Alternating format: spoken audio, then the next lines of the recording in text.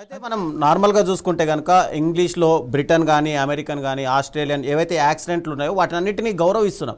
కానీ ఇక్కడ మన తెలుగులోకి వచ్చే వరకు ప్రాంతాలకు సంబంధించి అటు ఉత్తరాంధ్ర కానీ లేదంటే రాయలసీమ కానీ లేదంటే తెలంగాణ ఈ ప్రాంతాల వరకు వచ్చేసే వరకు ఎందుకు వీటిని అగౌరవపరుస్తూ చూస్తున్నారు అసలు యాక్చువల్గా? ఇప్పుడు చాలా మంది డైరెక్టర్లు రాయలసీమ బ్యాక్గ్రౌండ్ నేపథ్యంలో సినిమాలు తీశారు. అది మీకు రక్తపాతం చూపించారు, అక్కడ అదే భాష వాడారు. ఈవివి సత్యనారాయణ గారు అచ్చంగా గోదావరి జిల్లాల భాషతో సినిమాలు చూశారు. మరి తెలంగాణలో అవి ఆడలేదా?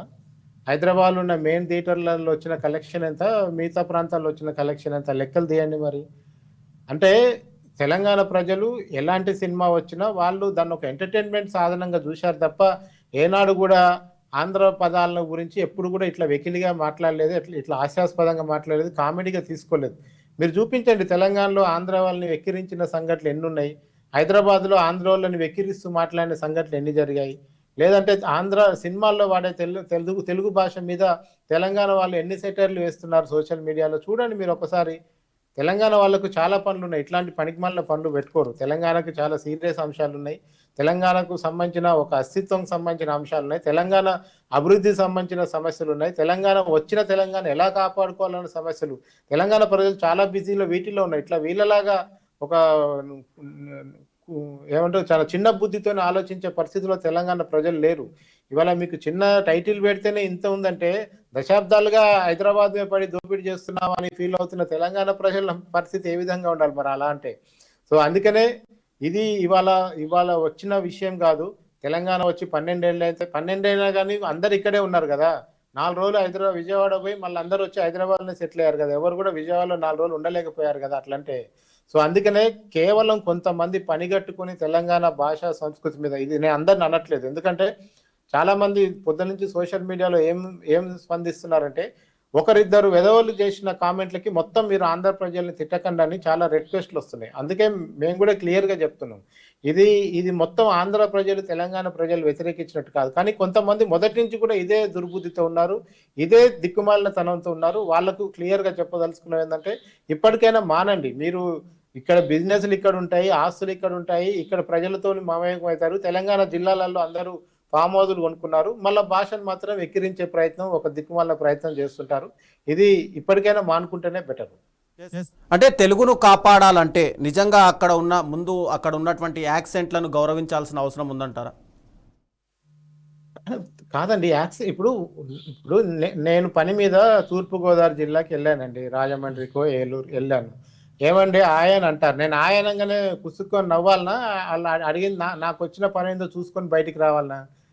ఇప్పుడు మీరు పుట్టి పెరిగి 20 ఏళ్ళ నుంచి ఒక భాష ఒక ప్రాంతంలో బతున్నప్పుడు మీ యాస మీకుంటుంది, నా యాస నాకుంటుంది, దాన్ని ఎక్కిరించాల్సిన అవసరం ఏంది అంటున్నాను నేను. రాయలసీమలో పోతే, కర్నూలులో పోతే ఒక యాస మాట్లాడతారు, కడప పోతే ఒక యాస మాట్లాడతారు, చిత్తూరు పోతే ఒక యాస మాట్లాడతారు, శ్రీకాకుళం పోతే ఒక యాస మాట్లాడతారు. వాళ్ళని చూసి నవ్వాల్సిన అవసరమో లేదా వాళ్ళని వెక్కిరించాల్సిన అవసరం నాకేంటి అంటున్నా. మనం ఎక్కడ పుట్టామో ఆ ప్రాంత భాష మనకు ఆటోమేటిక్గా అలవాటు అవుతుంది. దీనికి నవ్వాల్సింది ఏముంది, వెక్కిరించాల్సింది ఏముంది? కొంతమంది స్పీడ్గా మాట్లాడతారు, కొంతమంది స్లోగా మాట్లాడతారు, కొంతమంది పదాలు అర్థం కావు. ఇంకొకసారి అడిగి తెలుసుకోవాలి, అర్థం తెలుసుకొని జీవించాలి, అంతమించి ఏముంది దీంట్లో? అందుకనే తెలంగాణ వాళ్ళు ఆంధ్రాకి పోయినా, ఆంధ్ర వాళ్ళు తెలంగాణకు వచ్చినా, ఎక్కడి వాళ్ళని అక్కడి సంస్కృతిని, ఆచారాలని, భాషల్ని గౌరవించుకుంటూ పోతే సమస్యలే రావు.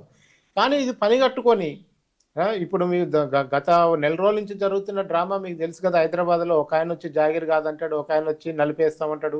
ఈ నలపటాలు జాగీర్ల విషయం తెలంగాణ ఉద్యమం తొలి దశ నుంచి మలి దశ వరకు చూసి ఉన్నాం. రెండో దశ తెలంగాణ ఉద్యమంలో పాల్గొన్న వాళ్ళం. అట్లాంటి వాళ్ళ ముందు వచ్చి ఈ ఇడుపు కాగితం అంటే ఏంది, మాకు డబ్బింగ్ చెప్తారా అని ఒక పిచ్చి ప్రేలాపన చేస్తే ఇక ముందు ఇంతకంటే ఎక్కువ ప్రతిఘటన ఎదుర్కోవాల్సి వస్తుంది అనేది వాళ్ళకి చెప్పదలుచుకున్నాం. నగరాల్లో మాట్లాడే తెలుగు మాత్రమే ఒక మంచి తెలుగు అనే ఒక భావన నిజంగా ఎక్కడి నుంచి స్టార్ట్ అయింది అసలు? నగరాల్లో మాట్లాడు కాదండి, కృష్ణా గుంటూరు జిల్లాలో మాట్లాడే తెలుగే అసలైన తెలుగు అనేది బలవంతంగా రుద్దుతూ వస్తున్నారు. పత్రికా భాష అయినా సరే, మన మీడియా భాష అయినా సరే, జనరల్గా మామూలుగా మాట్లాడుకునే సభలు సమావేశాల్లో కానీ, ఈవెందో సాహిత్య సమావేశాలు, ప్రపంచ తెలుగు మహాసభల్లో కూడా కృష్ణా గుంటూరు జిల్లాలు మాట్లాడిందే భాష. ఇంకా వాళ్ళిద్దరూ అక్కడ పుట్టకపోతే మిగతా ప్రాంతాల్లో పుట్టిన వాళ్ళు ఎవరు తెలుగు వాళ్ళు కదా. మరి శ్రీకాకుళం ఆయన ఎటు పోవాలి, విశాఖపట్నం ఆయన ఎటు పోవాలి, చిత్తూరు ఆయన ఎటు పోవాలి, కర్నూలు కడప అయినట్టు పోవాలి. ఇక తెలంగాణ గురించి అయితే చెప్పనక్కరే లేదు. తెలంగాణ అసలు లెక్కలోకే చేయకుండా ప్రపంచ తెలుగు మహాసభలు జరుపుకుంటారు. మరి తెలంగాణలో పుట్టిన బ్రహ్మాండమైన కవులు, కళాకారులు, ఎంతో గొప్ప గొప్ప రచనలు చేసిన వాళ్ళందరూ కూడా తెలంగాణ నుంచి ఉన్నారు. సో అందుకనే ఇవాళ 2 జిల్లాల భాషను, 3 జిల్లాల భాషను అధికారిక తెలుగు భాష కింద గుర్తించి రుద్దటానికి పత్రికలు ప్రయత్నం చేశాయి, మీడియా ప్రయత్నం చేస్తుంది. ఇప్పుడు సోషల్ మీడియాలో కూడా అదే ప్రయత్నం జరుగుతుంది. సో దీన్ని ఎప్పటికప్పుడు కూడా విజ్ఞత గల సమాజం ఎదుర్కొంటూనే వస్తుంది. అయినా కానీ ఇంకా కొంతమంది బుద్ధి లేని వాళ్ళు, నీచులు ఇట్లాంటి పనికి మాలిన పంచాయతీ పెట్టాడు. ఇప్పుడు నిజంగా ఏముందండి, ఇడుపు కాగితం అంటే అర్థం కాలేదు. అన్న దీని అర్థం ఏందో చెప్పంటే అయిపోయేది దానికి, దీనికి నాకు డబ్బింగ్ చెప్తారని అడగటంలోనే ఆ వెటకారంతోనే ఇక్కడ సమస్యలన్నీ వస్తున్నాయి వాస్తవానికి.